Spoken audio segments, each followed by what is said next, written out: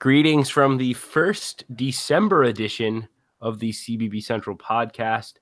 Usually a Sunday night record. This night we're recording on Monday because Brad, I was pretty busy this weekend. I was in Indy, Northwestern in the Big Ten championship game against Ohio State. I was there covering it for WNUR Sports, tweeting, fixing radio equipment that broke midway through the game, seeing a lot of cool people, wandering around with my press credential, acting like I was king of the place. I mean, tough loss for Northwestern, but it was a pretty fun time. How was your weekend, my man?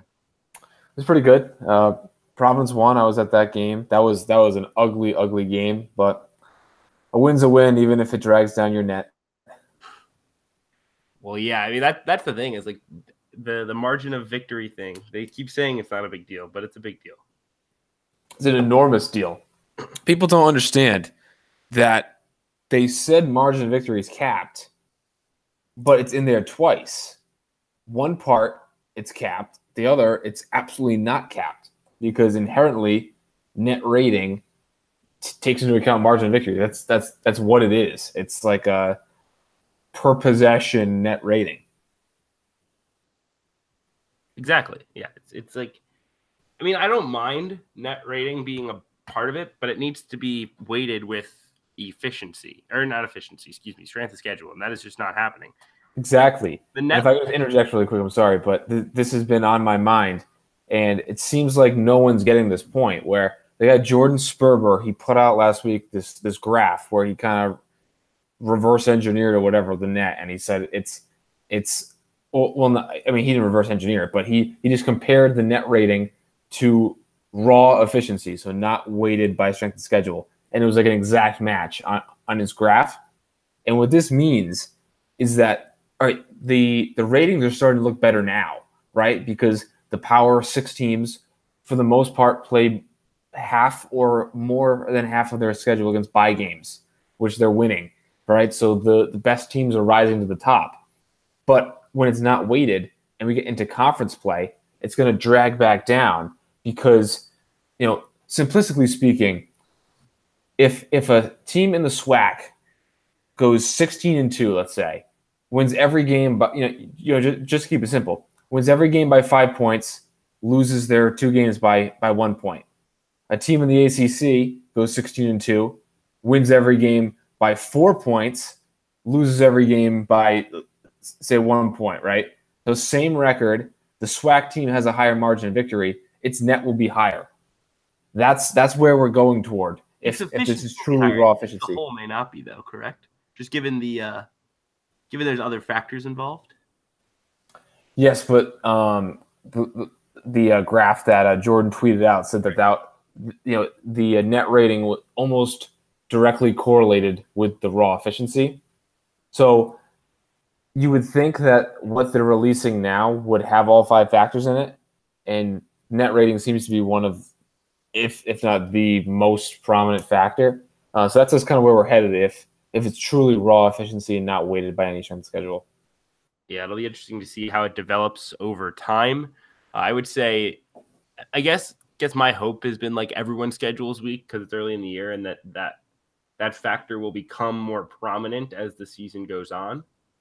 Because like Furman isn't above like teams with 2 losses. There are teams with 2 losses ahead of Furman, I believe, in like the net, even though Furman's undefeated. Yeah, but hasn't Furman played a bunch of close games? That's fair. Right, because they beat Western Carolina in a double overtime.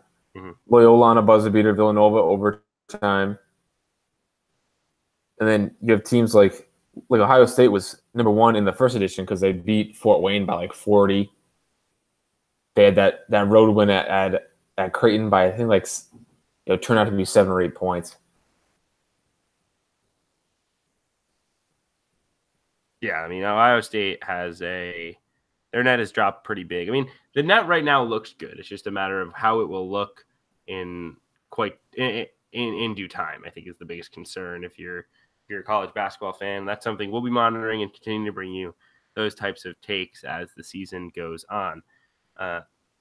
Brad, I think we lost you for a second there, so I just hopped on in. I know one thing you wanted to mention. I personally didn't even see this weekend, partially because I wasn't all that on Twitter, and second because I'm blocked by John Rothstein, but there seemed to be quite a bit of backlash on a tweet by John Rothstein about how Rui Hachimura did the right thing, not transferring out of Gonzaga after his freshman year, because Rui had a big game and Rui didn't play a lot as a freshman. So like that means the players should stay and get developed. I know you had some takes on this. I mean, I have my own. What are your thoughts, and what did you want to discuss with this topic in particular? So I mean, when we were texting earlier today, you mentioned that it was just too simplistic, right? And that's just the perfect way to put it. With these transfer decisions, you can't just label them one thing, like every transfer should stay and wait their turn, right? There's certain scenarios where it's beneficial to transfer and it's beneficial to kind of wait it out. And it seems like, so he tweets this, right, about stay at your first destination, work your way up, yada yada yada. Then the backlash comes with, no, you only have 4 years of eligibility. You have to make it count. Like you can't, like, it's because people of authority say not to transfer that ruins these people's careers, right?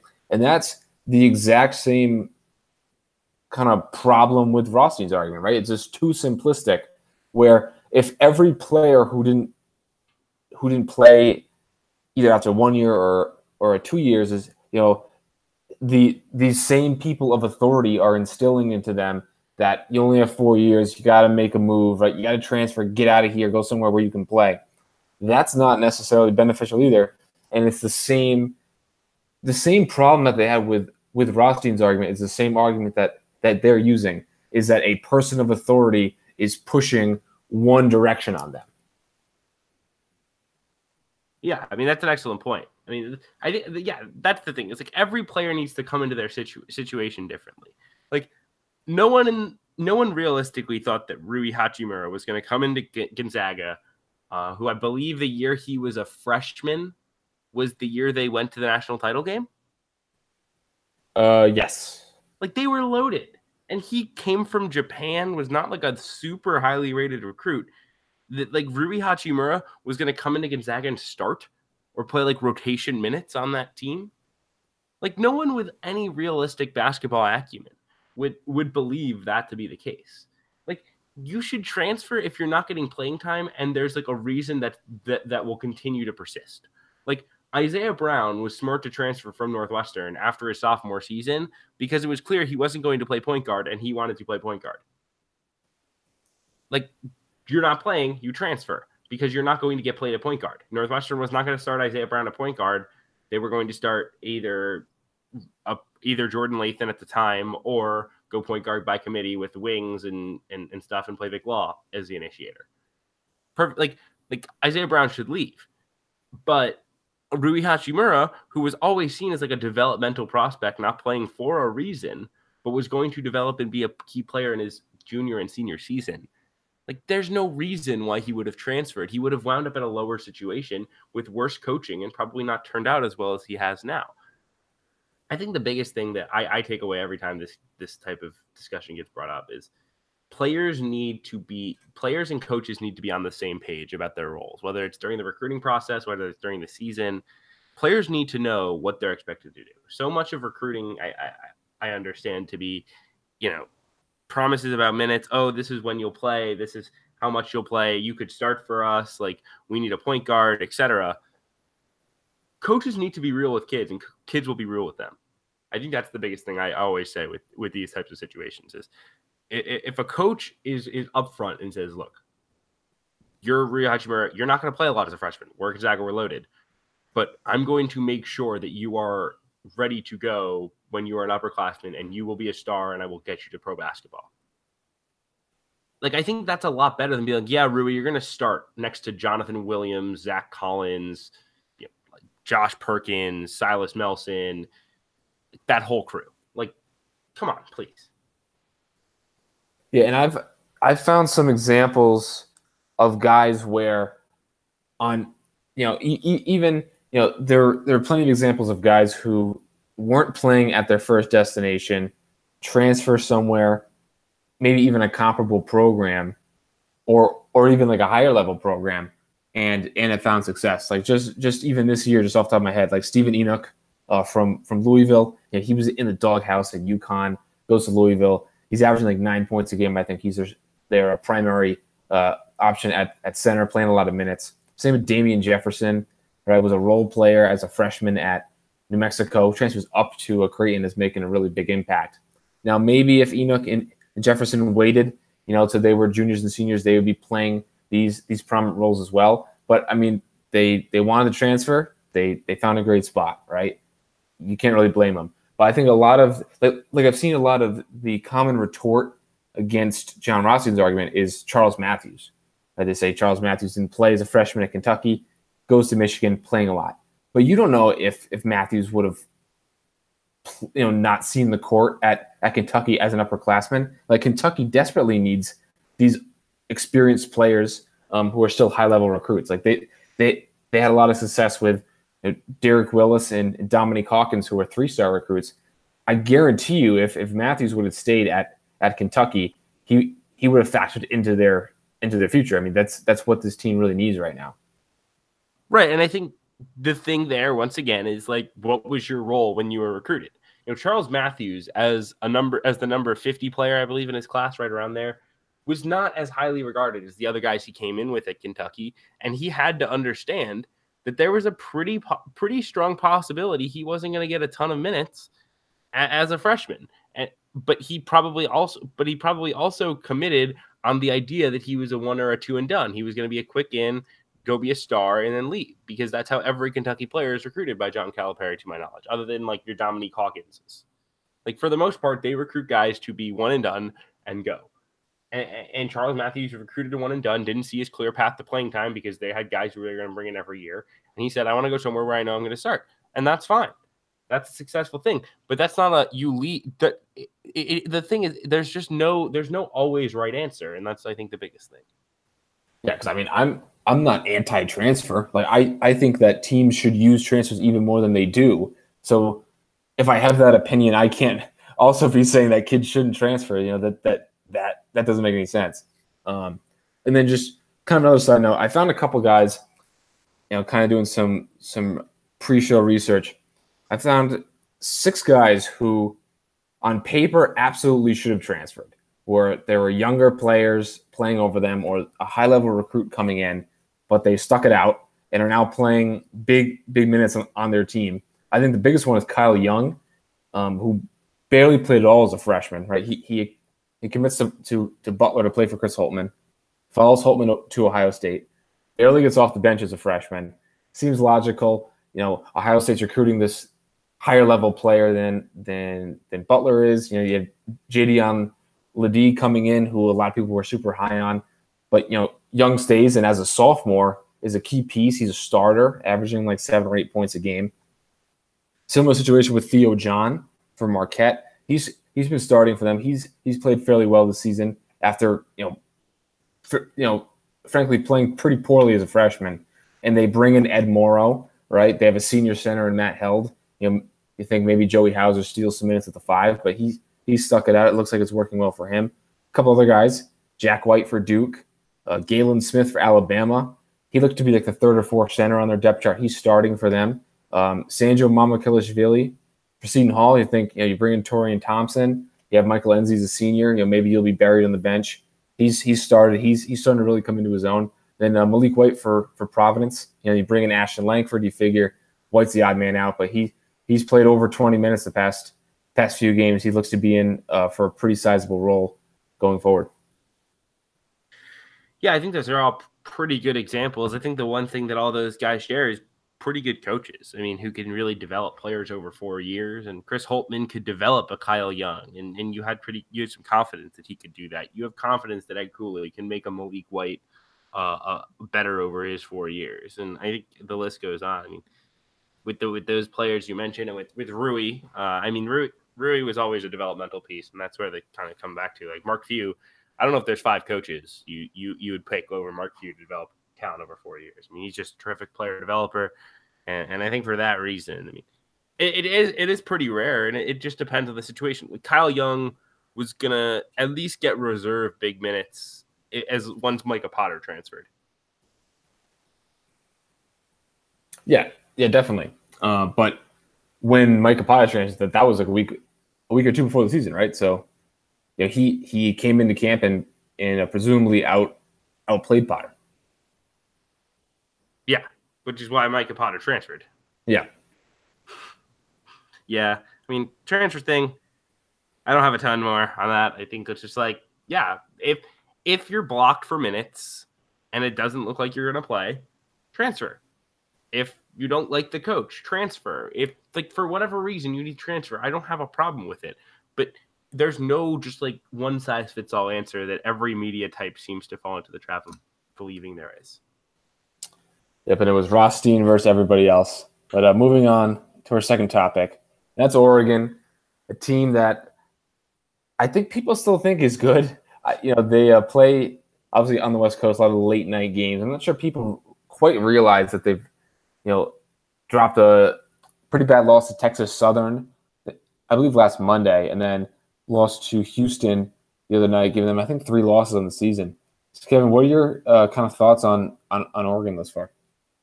Yeah, I watched a good amount of that Texas Southern game because there wasn't a lot of basketball on, and I found a nice stream of it on the Pac-12 network. And I was just, they're just not that good. They got blown out by Iowa, a game that just certainly does not look like a good loss at this point. I don't think the final score wasn't indicative of a blowout, but that game was not that close. I mean, they actually competed better than I expected them to against Houston. To lose to Texas Southern, that's just a terrible loss. I am floored given how high I was on this team. They let Green Bay hang in with them. I mean, I was super high coming in. Bull's been as good, if not better, than you would have expected. 22-10, shooting the 3. Like, he's been everything. Peyton Pritchard's been fine. It's just, I think the bench and really just the entire rotation beyond those guys has been very disappointing. I mean, Ehab Amin's been solid, and Will Richardson's been okay. Paul White's still playing more than I would be playing him. Victor Bailey hasn't really taken the step I thought he might. They're still missing Luke King. Maybe that turns things around, but I mean, panic button. I mean, I think there's a very legitimate take that Arizona State's the best team in the Pac-12, and there's another pretty reasonable take that Arizona's the best team in the Pac-12. I don't think Oregon's really even in the discussion at this point. Yeah, I mean, Oregon and Washington too completely have fallen off the map. In terms of Oregon, even that Houston game, I watched most of that game. That game was not nearly as close as the final score indicated either. Oregon fought back toward the end, and I think it's kind of a similar problem that Oregon had last year, where guys aren't necessarily playing poorly, not even like that. Guys aren't even really falling short of expectations by that much. It's just the cohesion isn't there. Like there's plenty of talent, but the sum of the whole is less than the sum of its parts. And I don't understand this at even one iota. But Oregon starts with 3 big men. They start with White at the 3, Wooten at the 4, and Bull at the 5. Or I mean, maybe switch Wooten and Bull, whatever. But that when you have guys like Victor Bailey, Will Richardson off the bench, even Abu Kijab, it doesn't make any sense to start with 3 bigs. You have more than capable perimeter reserves.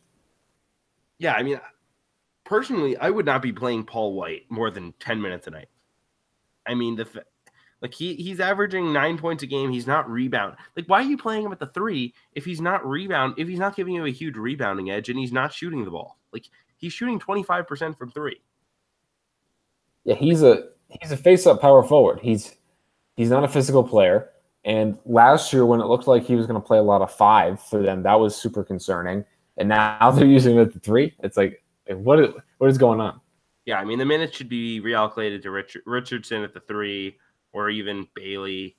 I mean, yeah, it's just not good. I mean, I think Luke King being the true 3 is really throwing them off. But I mean, I would want to be playing like Luke King at the 4 lineups at times. Like, give me the Pritchard, Amin, Richardson, King, Bull lineup and just spread you 5 out and attack off the bounce. Like, to me, that's a lot more enticing than what they're currently doing.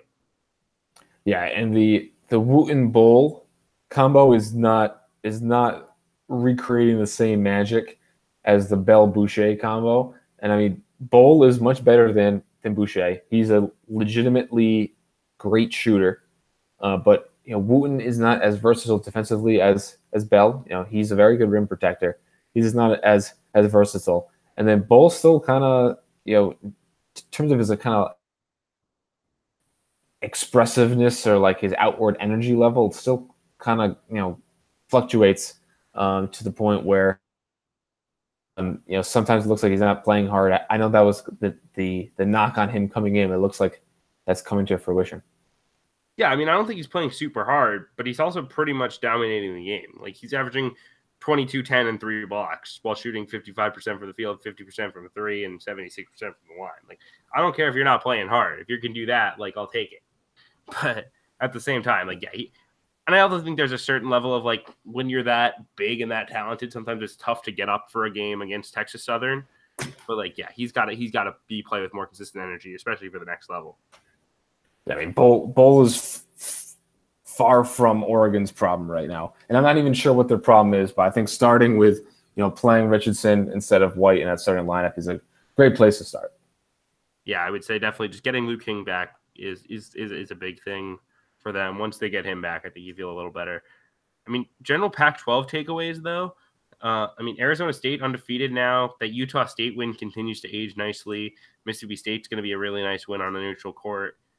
That's really their only 2 resume type wins at this point. They got the big one coming up at midnight Eastern against Nevada on Friday night, which is going to be a super exciting game.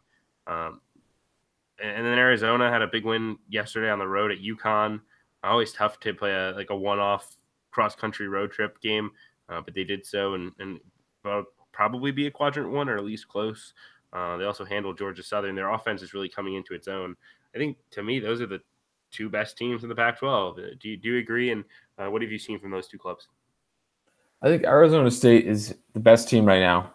Certainly, obviously Luguentz Dort is getting a lot of headlines for his strong play. I know Zylan Cheatham had like a triple-double the other night. He's playing really well as a sit-1, play-1 transfer from San Diego State. Energetic power forward. They're getting great play from Kamani Lawrence, who's one of the breakout guys. He's another guy who could have transferred, right? They got Tayshaun Cherry coming in, who's a 5-star. He didn't play much last year. He was injured for the first part of the year, but he's really come through and been a huge piece for them. And I think Remy Martin is currently injured. When he gets back, that's clearly the best team for me. And I might go UCLA over Arizona for that second part. I know the only games that UCLA has been challenged in, they did not look good. But I think Arizona is going to come back to earth a little bit, especially the play of Justin Coleman.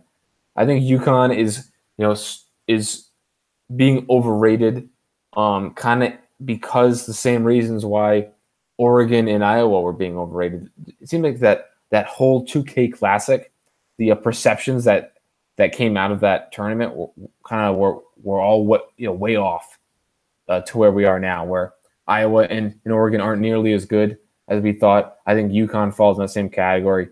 And Syracuse, now that Frank Howard's back, I think that they're a lot better than what they showed that weekend. Yeah, I think I'll buy the Arizona stock. I mean, I was watching a bit of that game against UConn after I got back yesterday. I was kind of my eyes were half open because I was pretty tired at a 3:30.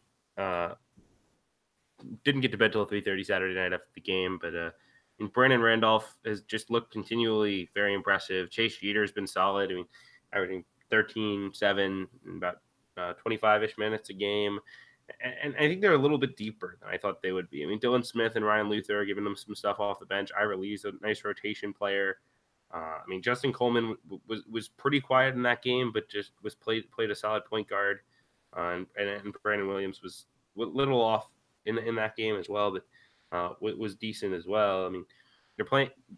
There's just something there with this team that makes me think they're a pretty clear NCAA tournament team, and might push in the Pac-12. I mean, Brandon Randolph is just floored me every time I watch him play. He just does not look like the same guy as last year. Yeah, Randolph's playing really well. He's finishing at the rim. He had a great Euro step in a transition the other night. He's like a 90% free throw shooter. He's hitting outside shots. He's been extremely impressive. And then, I was going to say something else, but I don't remember.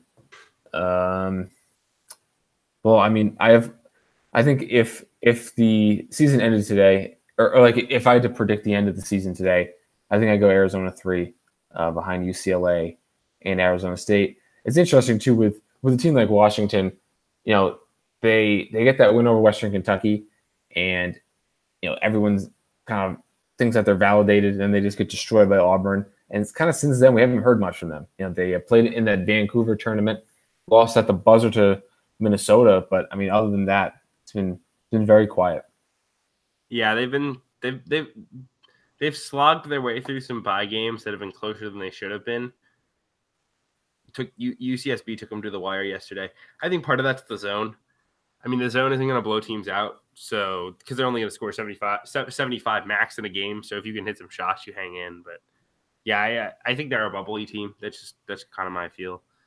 And then what I was going to say about Arizona was that win over Iowa State is going to age so nicely. I mean, Iowa State played in Maui without Cam Lard and Linda Wigington, who were two of their best players, and they were also missing two rotation guys in Zoran Talley and Solomon Young.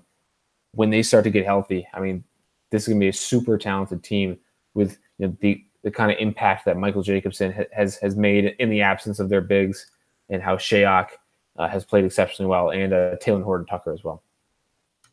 Yeah, no, that's gonna be a really nice win for their resume. And I think the one thing I've been looking at is which teams need those resume games the most. Like when UCF lost last night to Mizzou in a game they really should have had, I thought that was a crusher because UCF's not going to get a ton of chances in their schedule to pick up good wins. I mean, is Mizzou a great team? By no means, but Mizzou might be a top 75 team, maybe. Yeah. There's a chance that's a quadrant 1, and if nothing else, it's a quadrant 2. How many of those opportunities do you get in the American? I don't think you get that. You get a ton of them. So if you even have if there's even a 25% chance that's a quadrant 1, UCF has to finish that game. I think even if it was like a quadrant 3 game, I mean, you're a UCF. You already have the Florida Atlantic loss. It might not technically be a bad loss losing to Missouri, but those are the games that you just have to win. I mean, even like resume aside, if you're going to be the best team in the AAC, you have a inferior team, even if it's on the road, you have to put them away. I mean, maybe if Jonte Porter was there and healthy, but Missouri, I still think that they're going to be, if not last place in the SEC, then 100% bottom 3. Maybe bottom 4 after the Darius Garland injury, but bottom line, it's just not a good team, not a good loss. Yeah, that's very fair. I mean, they're not good. I will say that. I was not impressed watching Mizzou in overtime in that game. I was not like, oh man, this is a good team. It's just trying to find its way. Like I was just like UCF has to find a way to win this game, and they didn't. So definitely a question. I think the same thing can kind of apply to the Pac-12 though. Picking up opportunities when you can. The league isn't as strong as other power conference leagues. Where like Northwestern, for instance, in the Big Ten can handle not getting a chance to play Miami, who obviously looks bad now, or like getting a chance to play a Seton Hall, who might be a quadrant 1. Like if they can handle doing that and wouldn't like to see a little more than Arizona or a team like Washington in the Pac-12. Yeah, because I mean, I think the biggest problem with the Pac-12 is not even the absence of good teams. It's just they have too many bad teams at the bottom. I mean, you look at Cal, Washington State, Oregon State, Utah, Stanford, right there. That's 5 teams. That's almost half of your league. That's just not good. Right? Maybe not even top 100 based on their play thus far. And when your bottom is that big, that's too many games where it's just empty wins, right? Like it's good to have like a clear bottom 2 or maybe even a bottom 3 where the teams in the middle can just pick up easy wins and kind of get to that 9-9 or like 10-8 mark in conference and kind of put together a at-large resume. But when you have so many bad teams, you can go 12-6, but it's meaningless, right? It's just smoke and mirrors. And we saw that with USC last year, and we've seen it time and time again in the American Conference as well. Yeah, completely agree. Wanted to also talk in this pod about Texas. They came off that trip to Vegas where they looked outstanding against North Carolina and then looked great in the first half against Michigan State before their maybe luck ran out shooting the basketball. then they look like their same old selves against Radford. They lose a bye game to Radford. Granted, Radford is a very solid basketball team. They'll probably make the NCAA tournament. They play good defense. They already beat Notre Dame, but I mean, that is a really bad loss at home in my estimation, given where this team was momentum wise and where they want to be, going forward this season. No, I mean, I was all in on Texas after the UNC game, even though Kerwin Roach had the game of his life. You mentioned Radford's good. I would not be surprised if Radford finishes top 100. They're clearly the best team in the Big South, but if you're Texas and you want to make this case to be a top 15 or top 20 team, I mean that's a game that you just have to have. I mean, selfishly from a Providence fan perspective, that was a crushing loss because I wanted that potential Texas win in our last non-conference game to kind of hold our resume, differentiate ourselves. But it looks like Texas isn't going to be the top 15 team that they looked like a couple weeks ago. Yeah, I mean, I agree. It's probably a quadrant 2 or maybe even at worst a quadrant 3 loss. It's not something that'll keep you out of the NCAA tournament.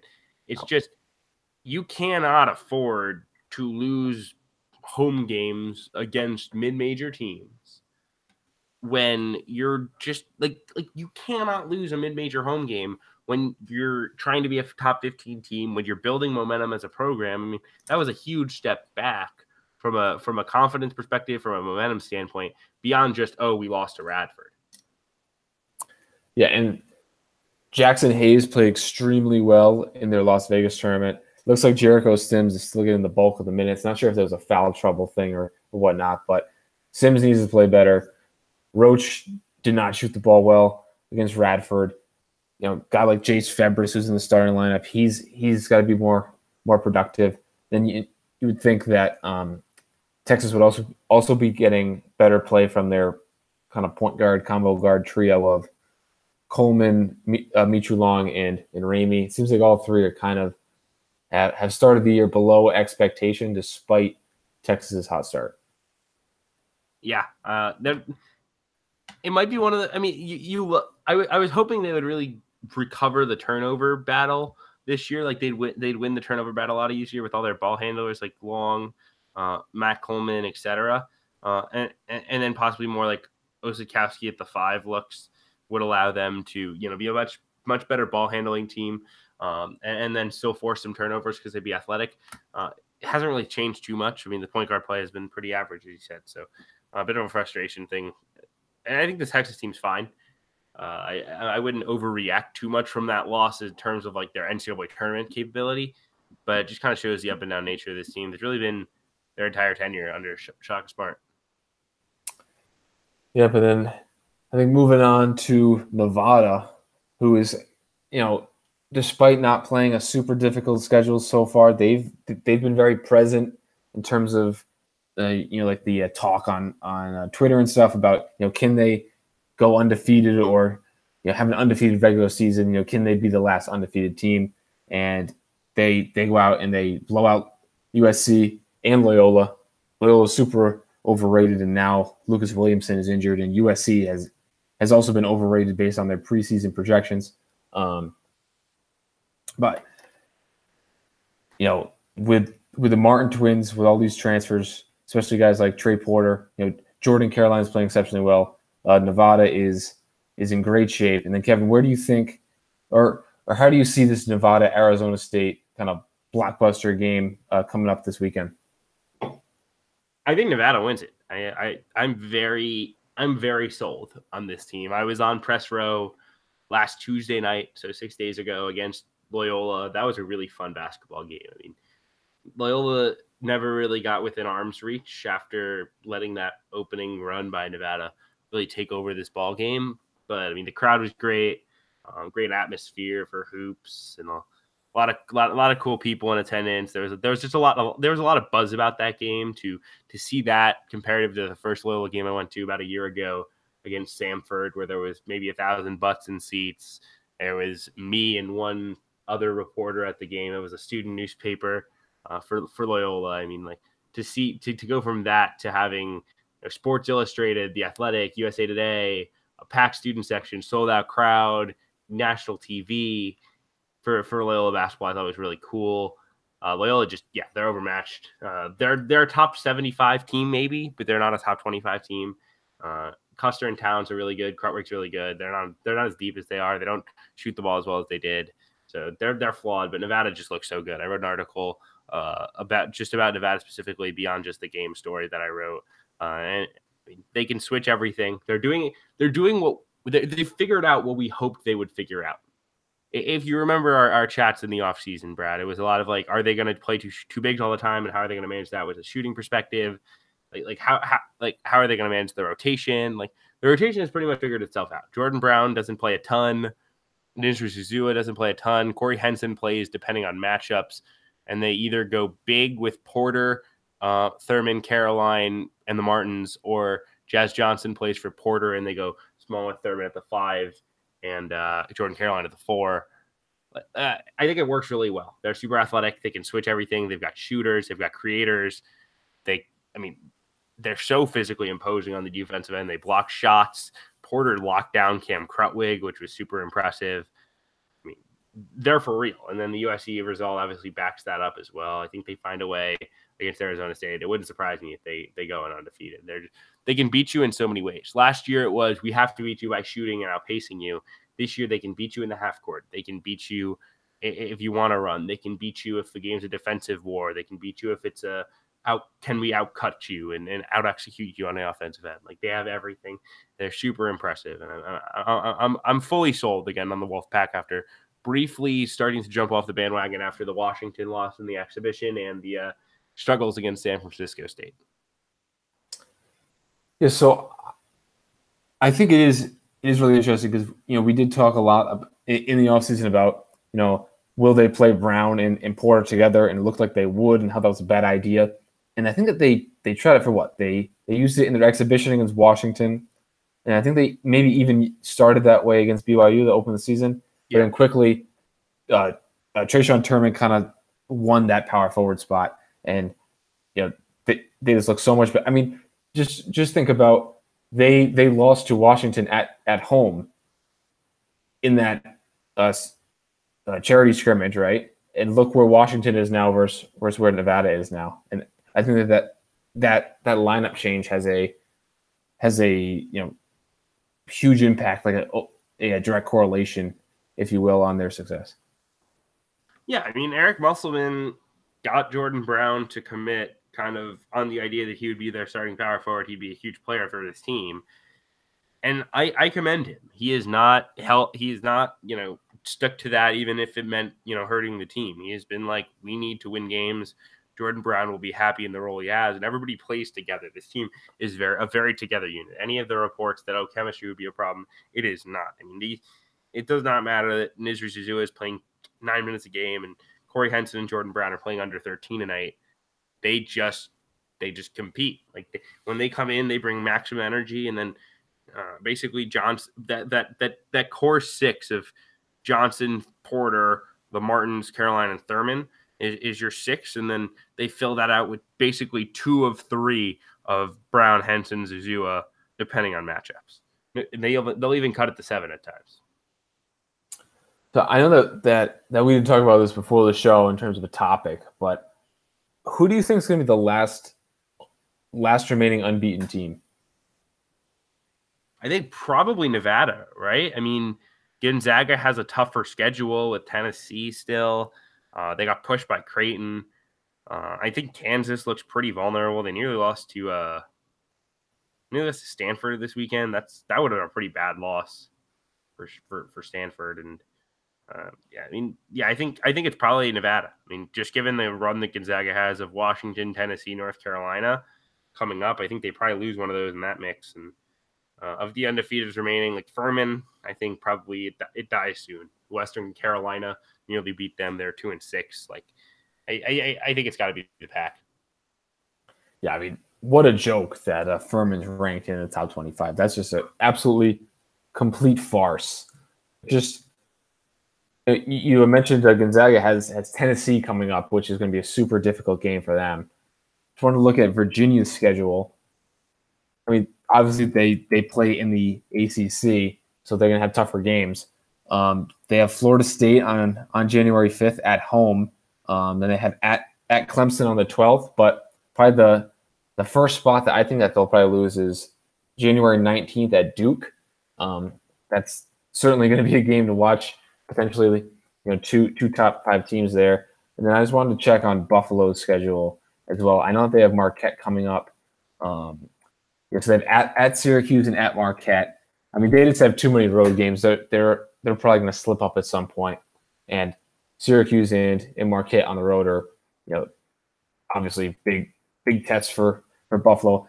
Another team that I think it's not a joke that Buffalo's in the top 25. That's a legitimate top 35 team. I think that there's being a tad overrated right now, but I think that they're still an at-large caliber. So I think I'll agree with you and go with the Nevada Wolfpack as my last remaining unbeaten.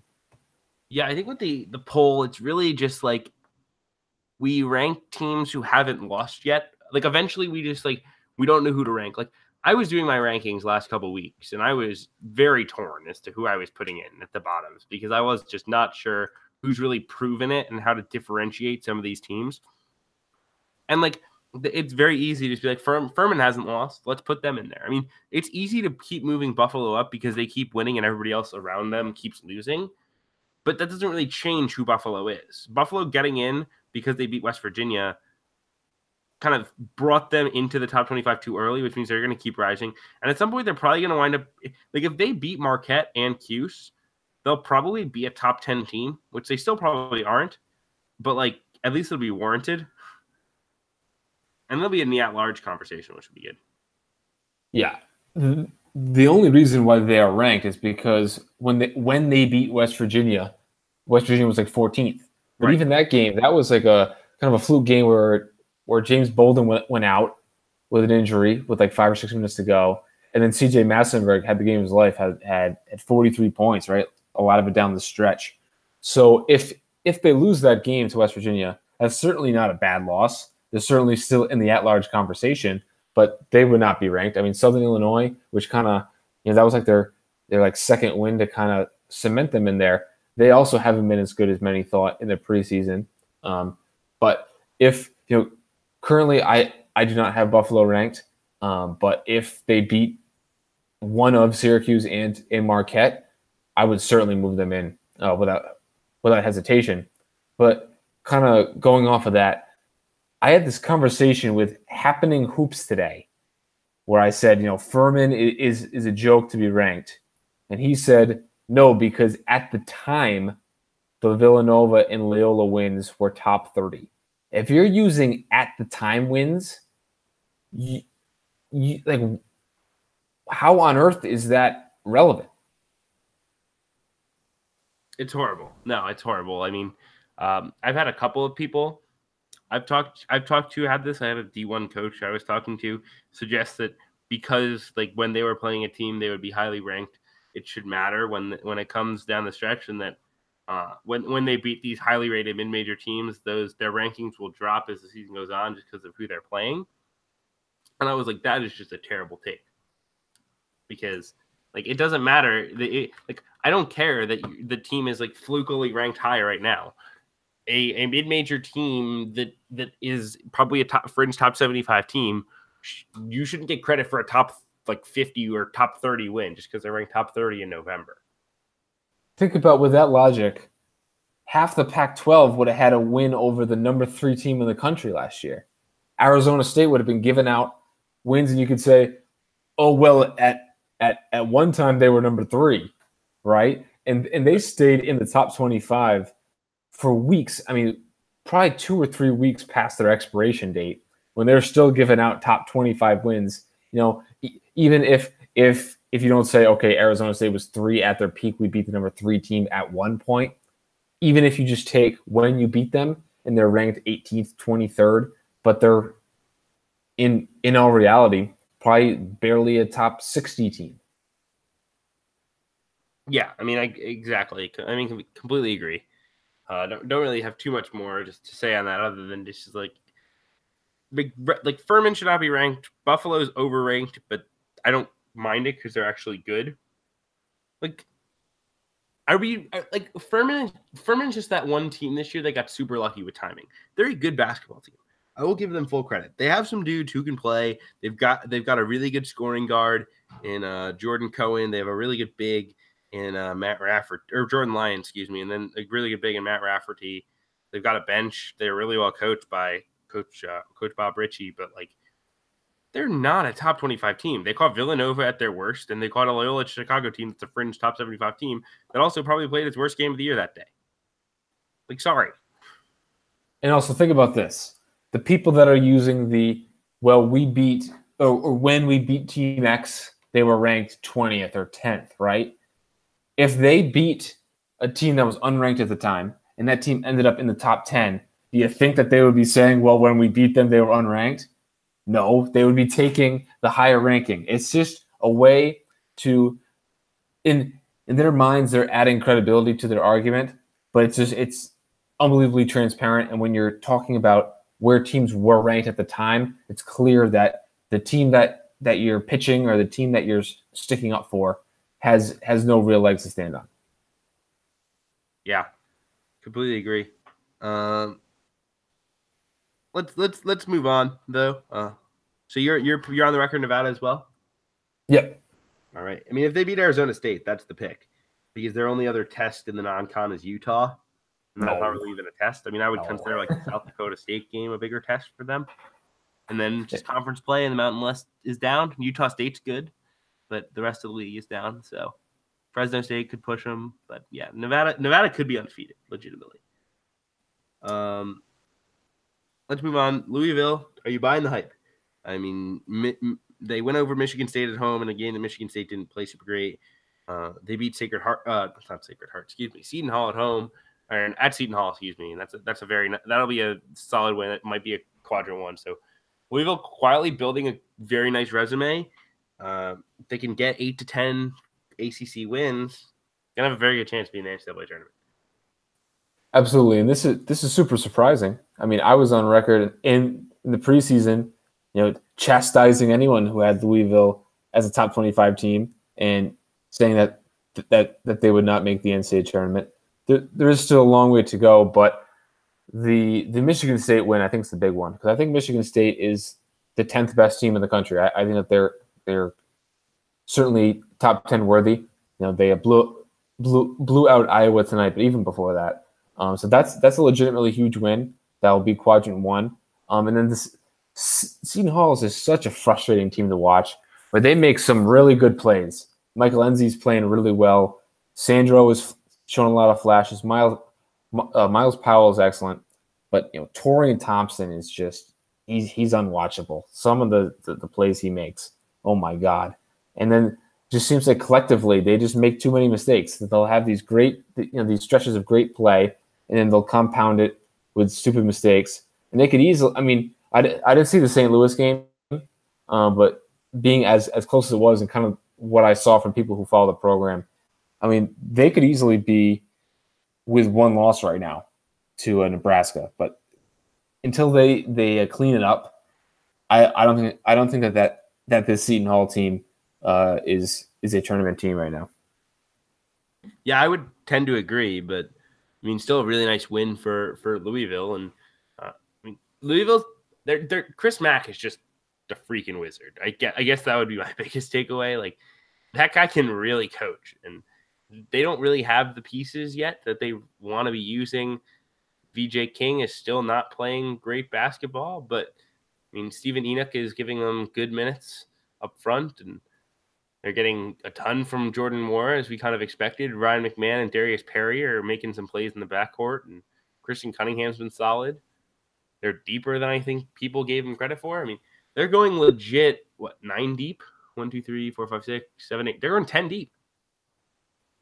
Between Wara, McMahon, Perry, Enoch, Cunningham, Sutton, King, Williams, Agau, and Quan 4. 10 deep. Yeah, I mean, I certainly didn't expect Christian Cunningham to be this good, especially coming off injury last year. Jordan Wara has been better than I thought, and then Stephen Enoch as well. He's someone who, he was teased a lot, right? Where he had this big summer with U18, I believe, playing for Egypt. And then people thought his sophomore year at UConn would be his breakout year. And he didn't get a substantial role there. Goes to Louisville, transferring up a level, and has really played well thus far. It'll be interesting to see. A lot of these guys aren't proven at this level, so we have to see if they can sustain this high level of play. But even with the wins that they've already picked up, they are in great shape. Yeah, no, they're in very good shape. I mean, because they have like the resume boosting, they have at least two resume boosting wins in the non-con. They still have a chance to get one over Indiana on the road and at home against Kentucky. They don't have any bad losses. I mean, Tennessee and Marquette are perfectly fine losses. They'll be one of those teams that's going to be like 18-13 going into the conference tournament, or 19-12 with some good wins and no bad losses, and they're going to be in great shape. And that's going to be an interesting test case for the net, because it's going to be those teams like your Louisville, like your Clemson, maybe even like TCU, that are going to be 9-9, 8-10, have the necessary wins, going to be on the bubble. But if the net isn't weighted with strength of schedule and it's just raw efficiency, maybe they could have some ugly nets by the end of the year. Yeah, very, very fair. Very, very fair. Last topic I wanted to ask you about, Brad, just because I did not watch this game at all. I was busy. Kansas State and Marquette. Did you see any of this game? Because Kansas State loses their first real test of the year. I wanted to know if you had any takeaways, because I have not watched 1 second of Kansas State basketball this season, and yet everyone continues to just drop them into the top 15. I've just kind of been sticking with what my gut has said preseason, because they haven't done anything to prove me wrong. But this Marquette game is not a good sign. No, so because the Providence game was at 5:00, so I was en route to that game, so I didn't get to see any of it. But from the takeaways on Twitter, I saw Dean Wade did not play well. It was like a foul marred game where it was almost unwatchable due to the fouls. And then Marcus Howard had his 45-point explosion. I think Marquette is a borderline top 25 team. They were blown out by Indiana, but they've kind of rebounded since then. And in Kansas State, their toughest game before this was against Missouri. And I mean, we just talked about how Missouri's not very good. I wasn't super surprised. I thought some of their scores had been closer than I anticipated, but it looks like Kansas State could be a under the radar disappointing team, just because we haven't figured it out yet because of their soft schedule. But they might not be better than they were last year at all. Yeah, I mean it's definitely a disappointing first loss. They haven't beaten anyone, so I'm definitely going to try to catch one of their games pretty soon. Trying to look at what they have. They have Tulsa next, I believe, on the 8th. I just looked, watchable game. Just look this up before the show. They had Tulsa, that was on CBS Sports Network, and they had one other game which I can't think of right now, which was like, all right, Vandy right before Christmas. Yeah, but without Garland. Yeah, they have Georgia State next weekend. That could be 2 weekends from now. That could be okay. That was a game I was thinking of as probably their toughest non-conference test. Because George Mason certainly is not anywhere close to what people thought. And then Texas A&M loses at Edmund Gilder. That game is in January, but that's their last non-conference game. Yeah. Kansas State is not. We'll see. Like their wins so far this season are so kind of unimpressive. Like their best win was Missouri on a neutral court right after Missouri had just struggled with Kennesaw State. Yeah, I don't see it. And then just before we got into, or before we kind of move into our weekly picks, I kind of wanted to talk about the Rush the Court Eliminator game, which is one of my favorite things about college basketball season. I love these strategy games like this. So this week I took Missouri and in Washington State, both playing a pair of sub 200 teams. I just want to know who you had for this week as well.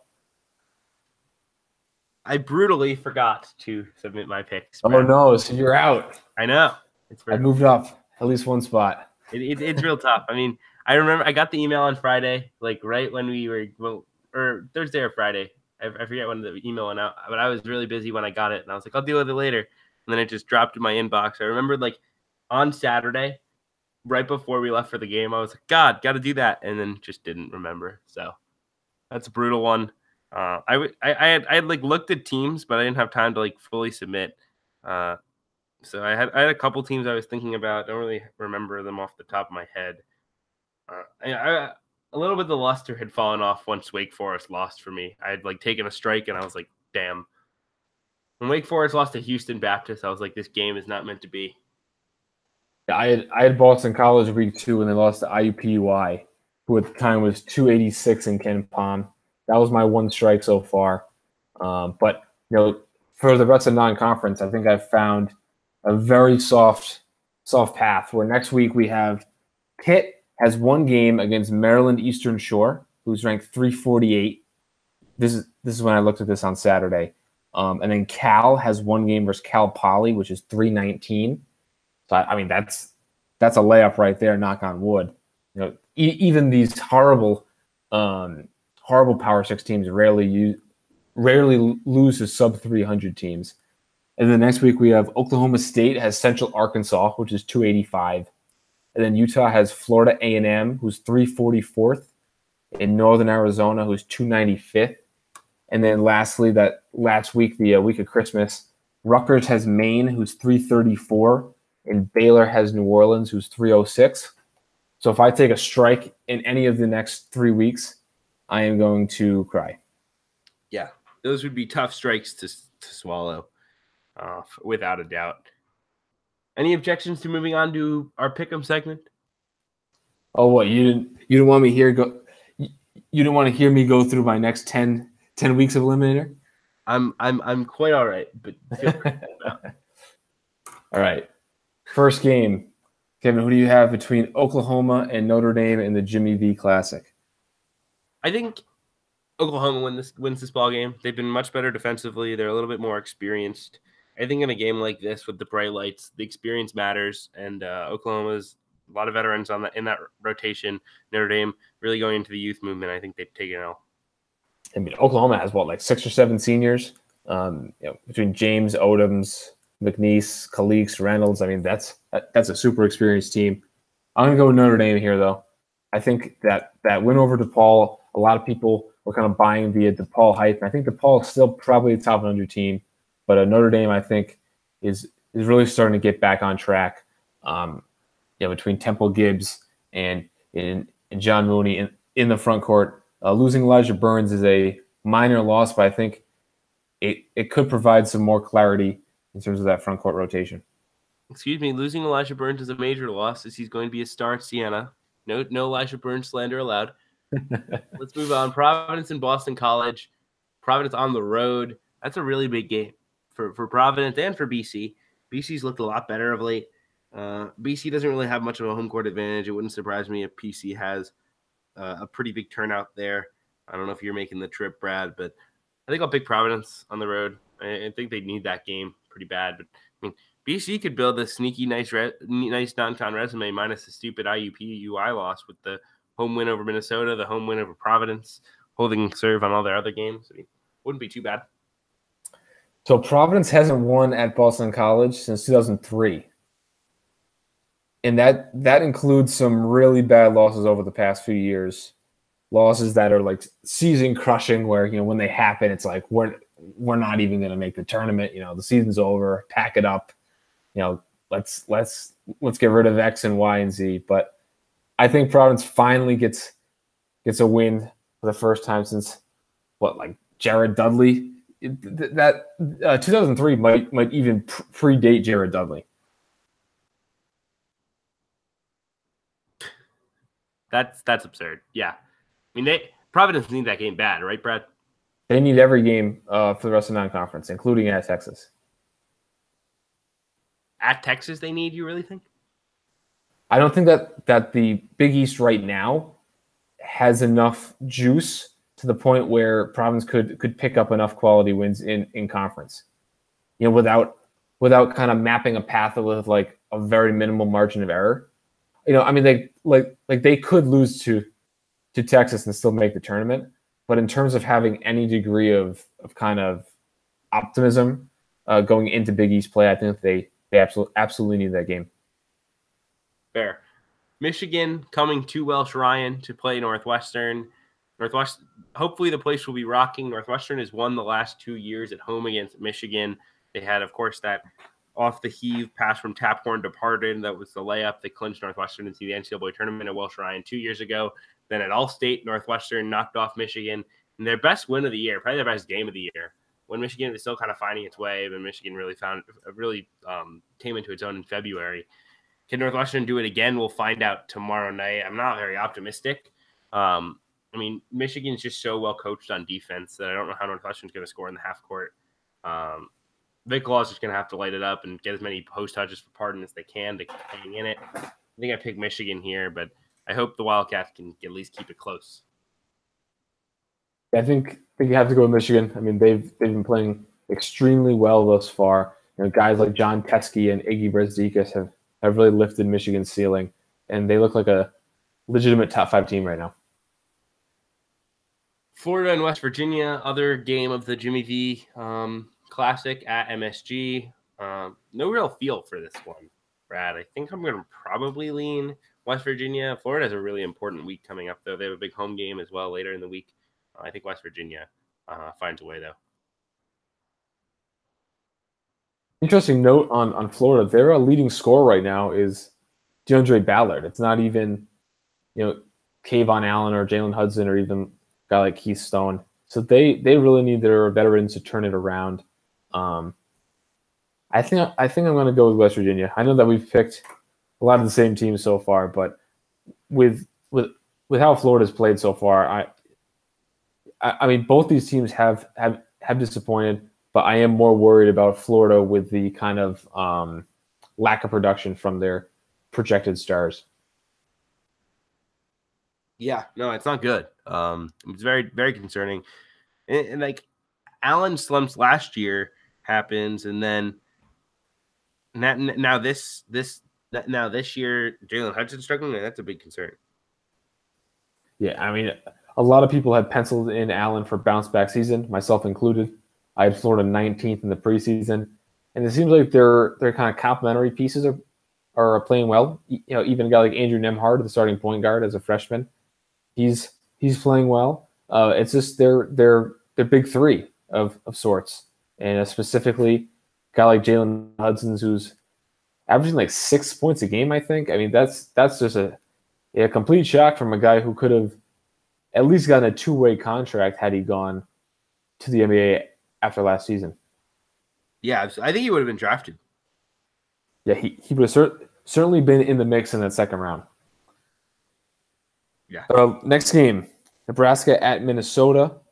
I'm going to go with Nebraska on the road. This Minnesota team is just uninspiring to me. I don't know why, but I've seen them play maybe 3 or 4 times already, and they're just I can't really put my finger on it.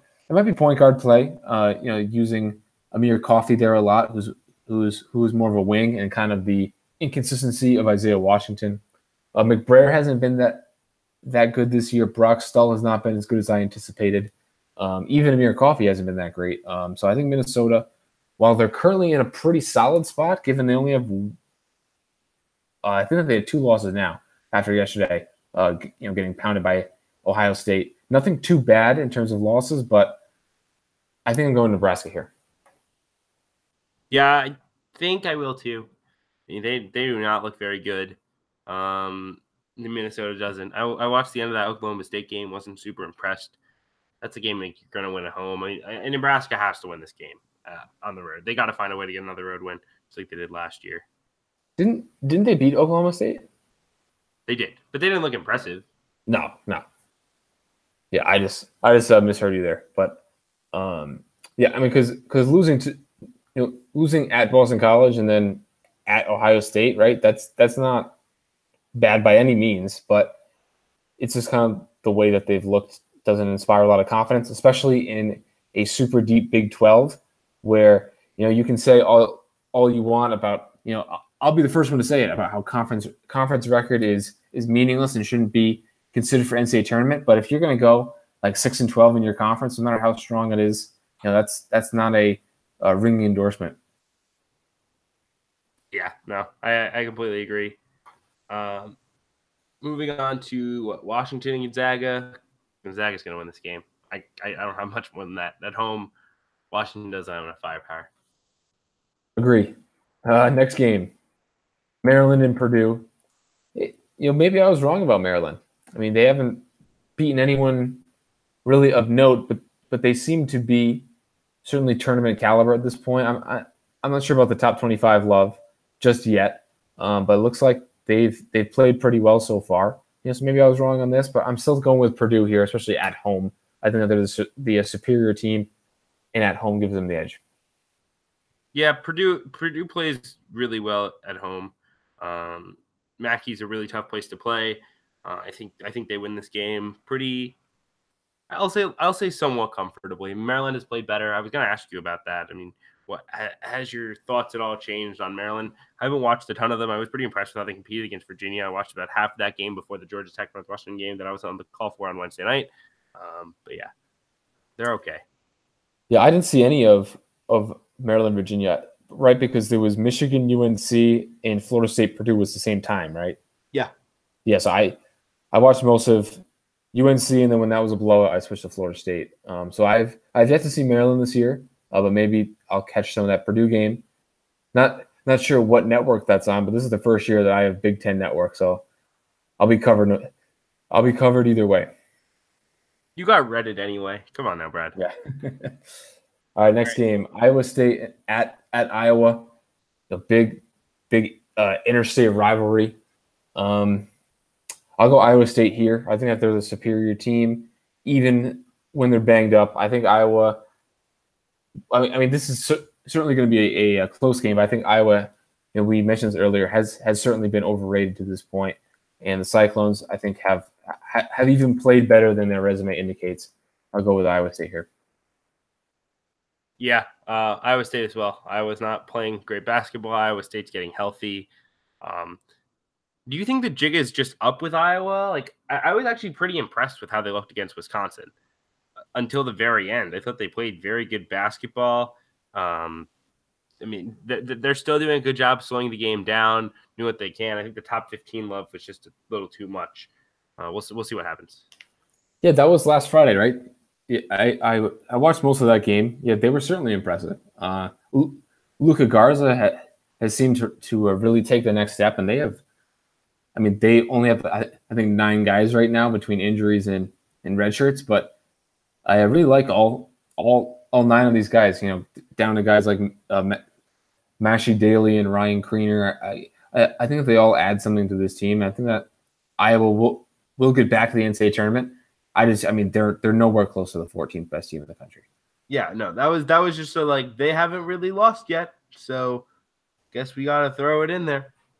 It was at Echo Chamber where they beat Oregon, and at the time wins, Oregon was whatever 15-14, and then they beat UConn as well, who beat Syracuse, and the kind of 4 of them were all intertwined, and it looks like they were all mislabeled early.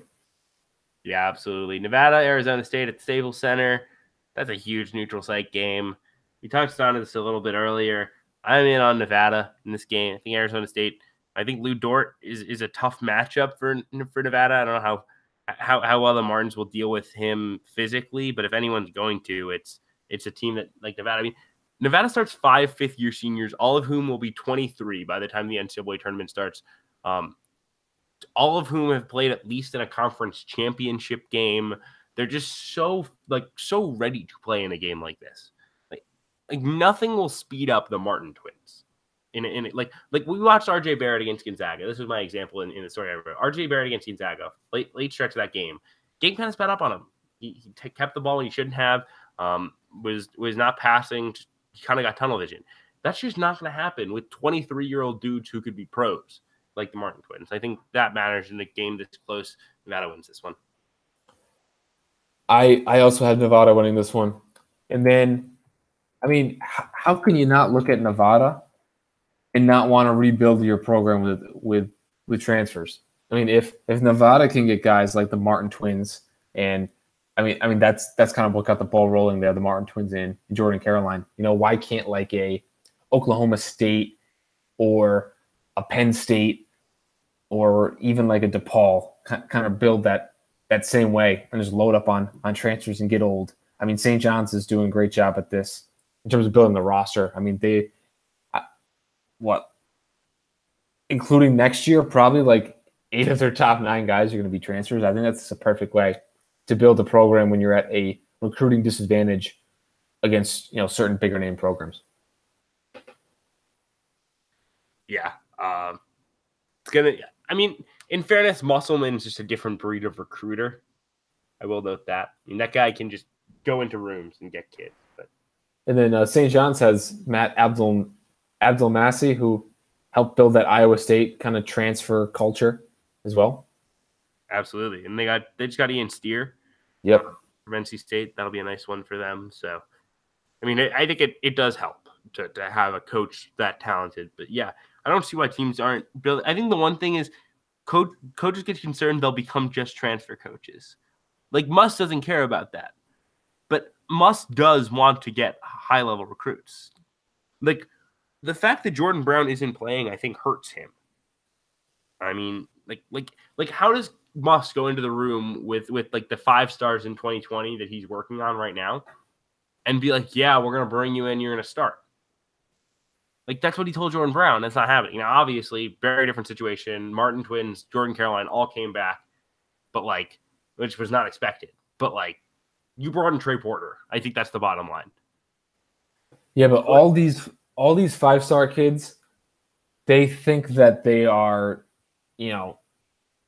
NBA players already. Like they think very highly of themselves, and with good reason, right? Because they've dominated up to this point, and every single one of them truly believes that they will start and be the best player, on whatever team that they're joining. Maybe except for the guys who go to Kentucky, or like Duke. But I guarantee you that the next 5-star who Musselman says, all right, we want you, you're going to start, you're going to be the face of the program. They truly believe that because they think I'm different than Jordan Brown. Like I'm not, like I'm better. Like there's no way that would happen to me, Yeah, that's fair. That's a pretty good point. But it's definitely something that I think coaches do worry about, though, is getting labeled as a transfer coach, one that doesn't, recruit the freshmen, doesn't get those kids, because there's still a lot of sway in recruiting, or at least in meetings with athletic directors to be able to say, I can go into a crowd and get a Jordan Brown. I can go into a crowd and get a elite recruit, rather than I can go get the Martin twins when they transfer. Yeah, I mean, personally, Providence fan, the last 4 transfers that Providence had have been huge, and that doesn't even include like JUCO guys like Emmett Holt, who was huge a couple years ago, and without him, our NCAA tournament streak doesn't extend. But I mean, guys like Carson DeRozier, former top 60 recruit, doesn't play as much at Wake, wants to transfer closer to home. He's a starter, has a huge impact for Providence. Tyler Harris, same sort of deal for NC State. And then getting guys from the mid-major ranks like Junior Lamamba and Isaiah Jackson, who are both starters. I mean, that's your last 4 you've hit, right? And recruits, it's not the same success rate. So I'm someone I would welcome more transfers with open arms. Yeah, that's very fair. Let's move on. Got a couple more games to pick. Big rivalry game in Cincinnati. Xavier and Cincinnati taking each other in what will be a complete brawl. Neither team has been that impressive to me, but I will take Xavier in this ballgame. I'm also taking Xavier. They were a team over in Maui. I mean, it was sloppiness mainly that I think kind of hampered them.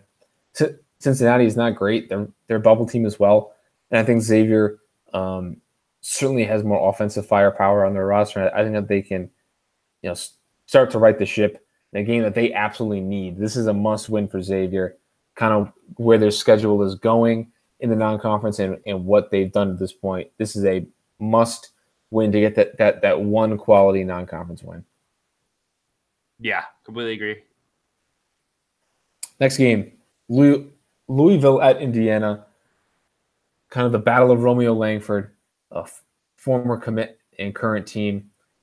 This is I think that this is the hardest game to pick out of our little list here.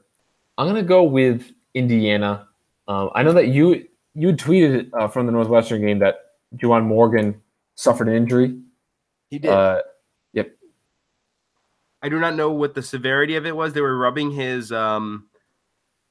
He could barely walk off the court, but then they were just rubbing on his the front bone on his leg. I'm trying to find any information. They're saying he's uncertain to play for Penn State. Definitely would matter if he's not there for that game. Honestly, I was not super impressed by that team, by that Indiana team watching Northwestern. I was impressed with how Northwestern played.